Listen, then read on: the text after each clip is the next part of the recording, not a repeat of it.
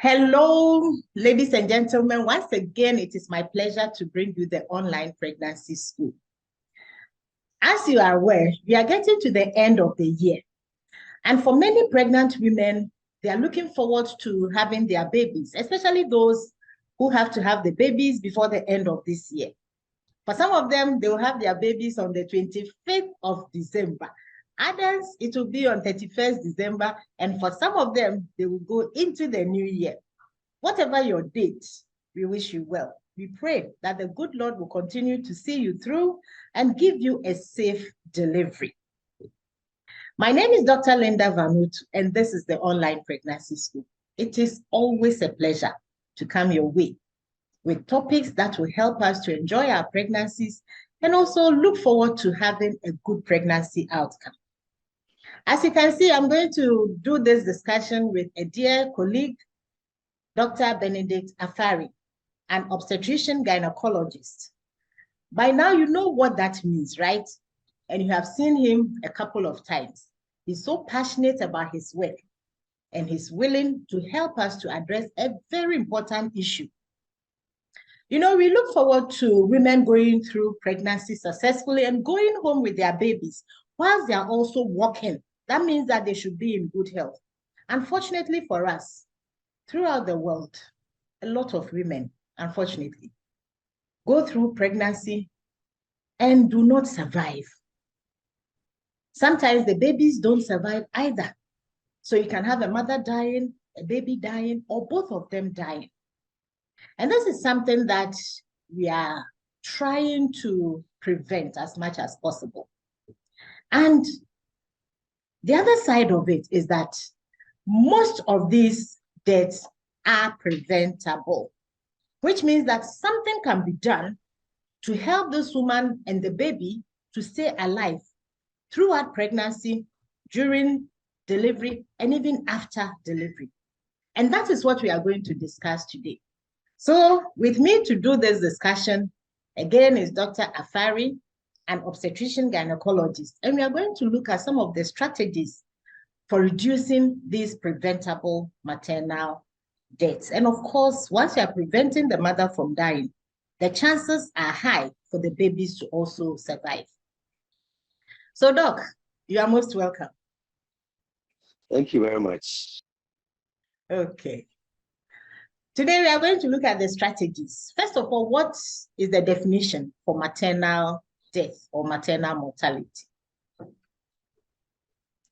Yes, so maternal mortality simply means the death of a woman during pregnancy or within 42 days after termination of the pregnancy, either normal birth or maybe if you have to do termination of pregnancy, and the death should not be due to any incidental or accidental causes, but it should be due to conditions that are aggravated or worsened by the pregnancy. So a woman who is pregnant dying is maternal mortality, or a woman that has given birth and is dying within 42 days of giving birth or the pregnancy being terminated is also maternal mortality. And it should be linked with conditions either brought on by the pregnancy or aggravated by the pregnancy. But it shouldn't be because of an accident or an incident that will fall under maternal mortality. So all those accidental causes or incidental causes are not part. So once it falls within what I have described, we say it is a maternal mortality. Okay, thank you very much. So can we have an example of an incidental cause? An accident, somebody may think of a woman probably being knocked down by a car, unfortunately, and dying. But can we have an example of an incidental cause? Yes. So let's say a woman, a pregnant woman who is so distressed and drinks poison and dies. Okay. or somebody poisoned the person and she died, or maybe she went somewhere she didn't know she was involved with, and she's knocked down, and the next moment she dies. Okay. So these are some of the examples of, or maybe she's heard a bad news and she collapses and she dies. Okay. So these are all incidental causes. Yes. Sure. Thank you very much. Ladies and gentlemen, you will appreciate that there are some deaths in pregnant women that are not due to the pregnancy or when she's in labor or after she has delivered. Some of these things can happen. And so if you are pregnant, just like anybody else, please take good care of yourself so that you prevent some of these things that are not related to pregnancies. But today we are going to look at some of the strategies that are in place to prevent maternal mortalities. And look, I think we also have those that extend beyond the 42 days. For some pregnant women, even after that time, yes, they can have some causes related to the pregnancy, which can also be defined as maternal mortality. So as we go along, I'm sure we can discuss some of these. But let's start with the strategies. What are some of the strategies in place to help reduce these preventable deaths? Okay, so good. So now the approach to reducing maternal mortality is a human rights issue. So now we want to make maternal mortality rights issue. That is what, so that if it becomes a human rights issue, then we take it serious. Then again, it means that once you are pregnant, it is your human right to live. So if by certain issues or conditions or some omissions and commissions you die, then it gets to the heart of the issue that now we have to look at it as a human rights issue. And once it's a human rights issue, that means there are certain legal actions, there are certain policies, and there are certain what do you call it? Structures that every country should put in place. Because when people talk about the human rights, it's something that they don't want to joke about. So we have elevated maternal mortality to as a level of human rights. So once it is human rights, then we are careful how we are supposed to be dying through preventable cause. So since 2015, WHO has brought what we call the End Preventable Maternal Mortality Strategy. So it looks at some targets, it looks at some milestones, and it looks at some outcomes. And they have actually enjoined all countries to be able to get it as part of their policy and implement it, because now globally maternal mortality is on top. And if you look at the Sustainable Development Goals, by 2030, globally, the targets for maternal mortality ratio, the maternal mortality ratio, is less than 70 deaths per 100,000 live births. That's the global target, that by 2030, maternal mortality ratio should be less than 70 per 100,000 live births. And even if you cannot even achieve that global target, your maternal mortality ratio should not go beyond 140 deaths per 100,000 live births. So these are very ambitious targets that we all have to appreciate and do whatever it takes to be able to bring it down and get to the target. So that's when the strategies come in place. Doc, those are ambitious indeed.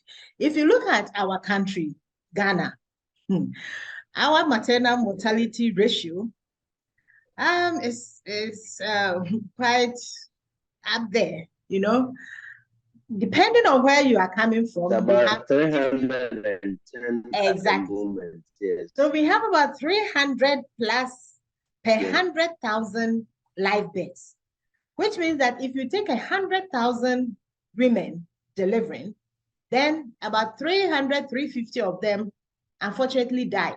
And we have just 8 years to get to 2030. So these are really ambitious. And that is why we have to do this. For us to know some of the things that contribute to maternal mortality that are preventable, and for all of us to join in the fight to help women to survive pregnancy, delivery, and even post-delivery. So, Doc, what are some of the strategies that are in place? Good. So the targets, usually there are 5 of them. And if you look at it, the first target is to make sure that women who are pregnant are having antenatal visits 4 or more. And you know, now with a positive pregnancy experience, we are looking at 8 visits or contacts throughout the pregnancy period, because it has been found out that once the pregnant women come for antenatal, that is where all those problems that can lead to maternal mortality can be picked up and treated so that they don't go there. And let me chip in that for Ghana, the top 5 causes of maternal mortality are hypertension-related conditions, bleeding, that's hemorrhage, you have infection, you have abortion-related condition, that's unsafe abortion, and you also have obstructed labor. So for Ghana, these are the top 5. So if you look at the first target, what it means that if the pregnant women are able to go for antenatal, some of these problems can be picked up. For example, if there is high blood pressure, it can be picked up and treated. Those who have anemia can be managed so that when they bleed, they don't get to the point that they may die. Then those who have infections can be treated. Then, of course, those who have complications from unsafe abortion can be treated. Then, of course, they can be educated about the dangers of you not coming to a hospital to deliver so that you can avoid obstructed labor, for example.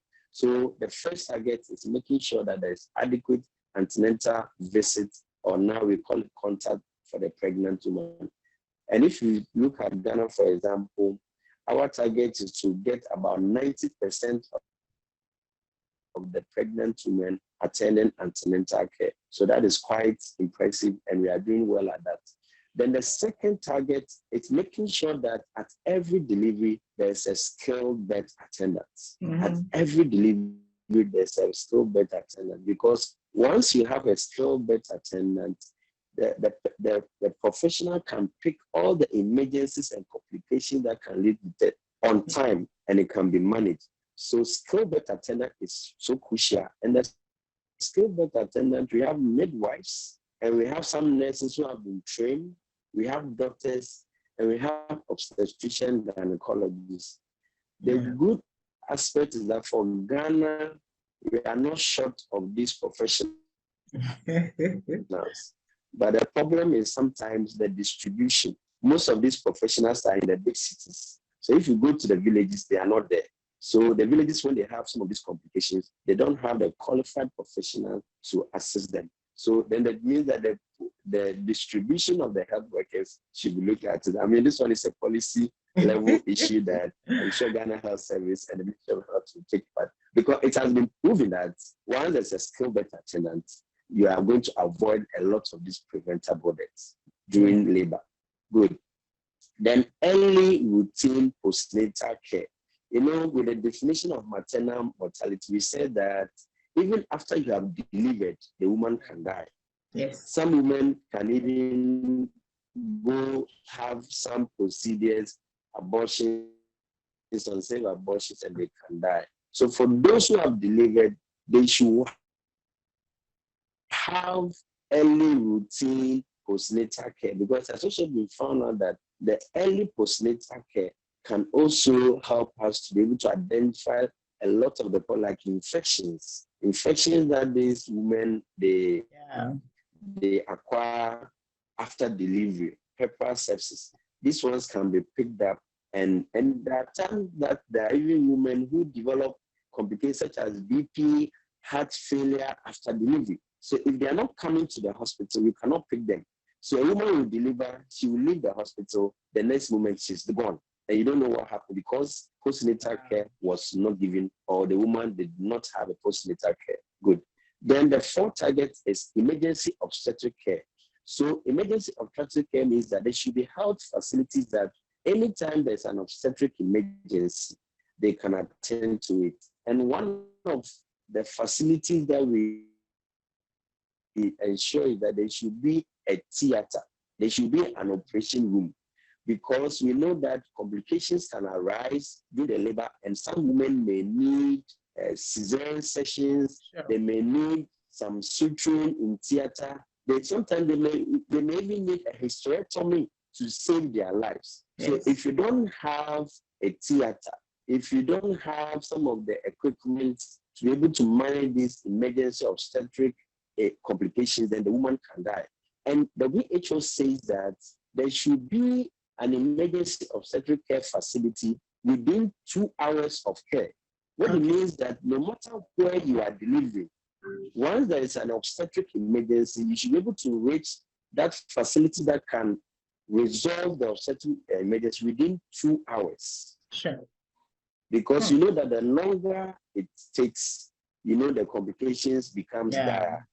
Then the last target is that women within 15 to 49, that is our productive age group, they should be empowered in the sense that they should be able to take decisions for themselves concerning their sexual health, whether they want to have sex or they don't want to have sex. They should have that power and the knowledge to be able to decide.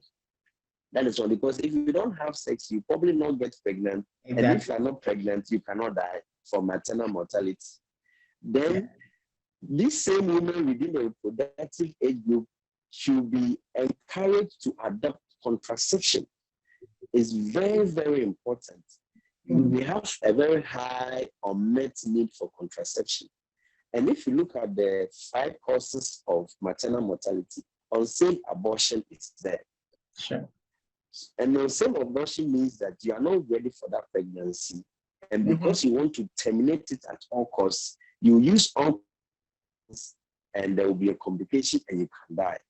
So once you're not ready, contraception is there. So we are empowering the women that you can take up contraception.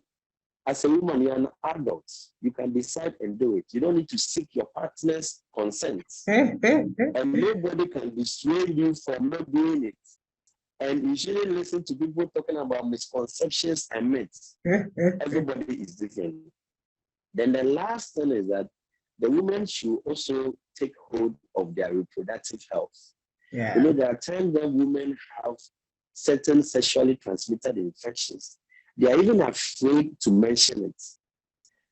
Their partner may be giving it to them, but they are even afraid to tell their partner that, no, I have developed an infection.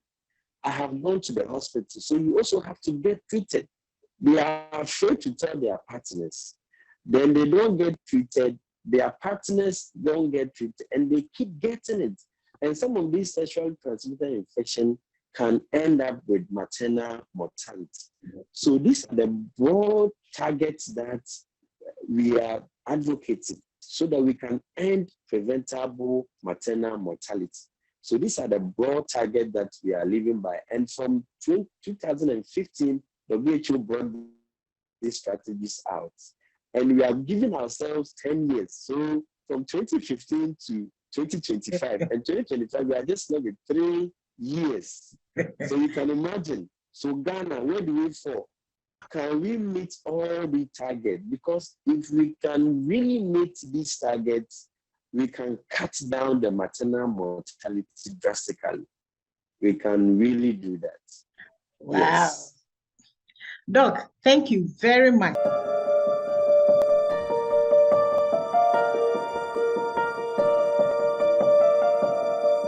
Ladies and gentlemen, if you have just joined us and you haven't yet subscribed, please go ahead and hit the subscribe button. And also remember to turn on the notification bell and share with friends and family. You see, for a woman to be pregnant, to go through 9 months and die, is something that can be prevented. This is the preventable maternal death or mortality. In Ghana, over 300 pregnant women out of 100,000 women who have live births die because of pregnancy and related complications. And the unfortunate thing is that a lot of them are preventable. Why should a woman have an obstructed labor? Obstructed labor means that when the woman is in labor, the baby is positioned in such a way that the baby cannot come out, or the woman's pelvis and the place that this baby has to pass through is not big enough for this baby to pass through. And therefore, the woman is kept in labor and groaning till she passes out. It's also because this woman probably started bleeding and she was delivering somewhere where there was no availability of help, and therefore she died. Pregnancy is about 9 months for a lot of them. A few of them may have their babies before the end of the 9th month, which is 40 weeks. But once you are pregnant, there's a lot that you can do for yourself. Please decide where you are going to have your baby well ahead of time before you get into labor. Doctor has told us it will be good to have your baby in a place that has skilled care, which means that if there's a need for intervention, then that can be given. Or you make arrangement for transportation so that if labor starts at home, you can quickly get to the hospital. Please, there's a lot that we can do. It is very painful to see women dying from pregnancy and related complications. And that is what we are trying to help to prevent. So please join us. This is a movement. This is a call to action for everyone, not just the pregnant women, but for the husbands, for those who are not pregnant, for fathers, for mothers, for lawyers, for teachers, for the clergy, for everyone. Everybody has to be part of this. Please help pregnant women to survive. Doc, is it easy for women to go for antenatal? Is there a charge? Is it simple for them to do? Why is it that we are not getting these things done? What? Okay, so as part of these strategies is we tackling access to quality care. And you see, Ghana, for example, we have also hooked on to the universal health coverage. Yes. What it means is that we want to make sure that there are no financial barriers to seek care once you are pregnant. So for some years back, we have what we call the free maternal care. But unfortunately, the free maternal care is not as it used to be. Because in the past, and we should even insist that once a pregnant woman will get pregnant, registration with National Health Insurance is free. Once you get that free registration, you are entitled to free care. So, because if we don't remove that barrier to coming to the hospital, to the antenatal, then it will be very, very difficult. So that is why we need to make sure that for the pregnant woman, good. So coming for antenatal, there are access in terms of facilities and in terms of money. Mm-hmm. But for facilities, God being so good, in most of the cities, the facilities are not a problem. In some villages, that it is a problem for pregnant women to access care. So that is why even the chief's compound option is there, the polyclinics are there, the health centers are there. So they all have the minimum care they can give before you can even refer to the next level. Then in the cities, there are a lot of facilities, so you can get access in terms of the structure. That's the physical access. But the financial access or the financial barrier is one of the big issues that policy-wise has to be addressed so that the pregnant women, if not for anything, they can get that free maternal care. And even if they have to pay something, it's not for drugs, it's not for the visits, but other things that directly does not affect them in terms of their health or in terms of causing maternal mortality. So the access issue, we have to continue to drum home that the insurance system should make sure that it works. Once you are pregnant, you are active, you can get the care that you need, and we can reduce, because some of the pregnant women will not come because they say they don't have money. And most of the pregnant women, when they get when they get pregnant, because of the physiological problems they are going through, working is a problem. So some of them, they abandon their work. They don't go to work. And if you don't go to work, how you get money? And your partner, most of the time, the partners too, their work is nothing to write home about. So they come to the hospital and it's an issue. Sometimes they cannot buy drugs. Sometimes they cannot pay for an emergency procedure to be done. And it brings a whole lot. Wow. It brings a whole lot. So we need to ensure that the financial barriers are taken off.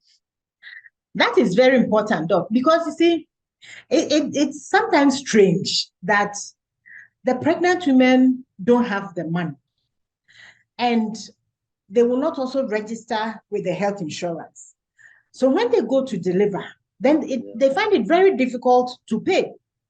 We are taking this opportunity to entreat all pregnant women, please register with the health insurance. It is in your own interest and it's in the interest of the child as well. And for husbands and partners, people who are making the women pregnant, please make it a point that as you make her pregnant, you also make her register with the health insurance. And we have discussed before how you can put a little money down at a time to be able to have something that will help you to get to the hospital. If for 9 months, every month you are saving even 5 cedis, you will have 450 cedis at the end of pregnancy, which you can use for your transportation to buy 1 or 2 things for the child and all that. So please plan and prepare for this. And we also want to use this opportunity to call on other people who can support, especially in the rural areas where people have to find ways of moving to the bigger facilities during referral to help. I know that a lot of communities have come up with initiatives. Some of them, like the kilo, where at every harvest season, they take a kilo of whatever produce you have and sell and keep the money. In some places, they were buying fuel. Now, fuel is not so cheap, but they were buying fuel and keeping at a place so that when a woman in labor needed to be referred, that vehicle will use the fuel to transport this woman. There are so many things that people can do, but above all, please, husbands, prepare for the delivery of your children. It is important. As the woman is carrying the baby, you to carry the financial burden a little, so that she can also have some peace. Don't let her go into labor without any money. That is unfortunate. Doc, we want to thank you so much. And the 5 causes of maternal mortality. You see, bleeding can happen without you knowing. But when it happens, we have the means of treating that woman. That is why it can also be a preventable way of saving this woman's life. With hypertension, a lot of them develop the hypertension during the pregnancy. So if you are going for the antenatal, that can be found and treatment can be given. It's unfortunate that some women go off their treatment and stay away till it is a big problem. When they start fitting, then they go to the hospital. So please help the hospitals, help the health professionals, help the health system to help pregnant women to survive pregnancy, delivery, and post-delivery. Doc, any last word before we go? Yes, so what I would say that now it's a policy by Ghana Health Service that every pregnant woman should bring the relatives to donate. And it is something that we want to encourage the pregnant women and their relatives. It's very, very important because there are times that all the skill is okay. So I was saying that the policy of pregnant women donating blood, that is by their relatives, It's a very good policy, encouraging the women to bring their relatives to come and donate. Because there are times that you just 1 pint of blood can save the pregnant, the woman who had delivered, but there's none. So please, we know that people have their own issues of donating of blood. Some people will say that, oh, the previous pregnancy, the donated blood wasn't used. But I always tell them that donating blood, your relatives coming to donate blood for you, is like an insurance policy. Insurance policy, you need to pay your premium every year, whether you are sick or not. Yes. So that the day that you are sick, your insurance will be active for you to get the health care that you need. So Wow. I'm encouraging the pregnant women and their relatives, and even my own colleagues, the midwives, the nurses, the doctors, we should encourage them to donate so that all our blood banks will be stocked with enough blood. Wonderful. So that we don't lose a woman out of obstetric hemorrhage. Thank Then you. the last thing I would say is that maternal mortality is a human rights issue. So we should take it as such and work assiduously to get to the targets. Thank you. Oh, thank you very much. You couldn't have ended on a better note. Maternal mortality or maternal survival is a human rights issue. No woman should die whilst giving life. That is the only way the population can continue. So please help pregnant women to survive. Once again, my name is Dr. Linda Vanutu, and this is the Online Pregnancy School. My guest for today, Dr. Benedict Afari, is an obstetrician gynecologist. He is always ready and willing to see you. If you're a pregnant woman, you have a question you don't understand, you want to go to a hospital to talk to an obstetrician gynecologist, go to any hospital that is close to you. That if you happen to be in Accra, in the Ga area where it is close to Kwabenya and the rest, then go to the hospital, the East Hospital, and he'll be there to answer your questions. Please share with friends and family, and remember that maternal mortality is a human rights issue. No woman should die whilst giving life, and the babies must also survive. If you are pregnant, you have any challenge, please don't stay at home.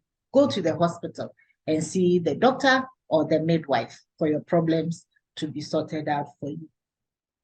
We'll see you in our next video. Till then, God bless us all.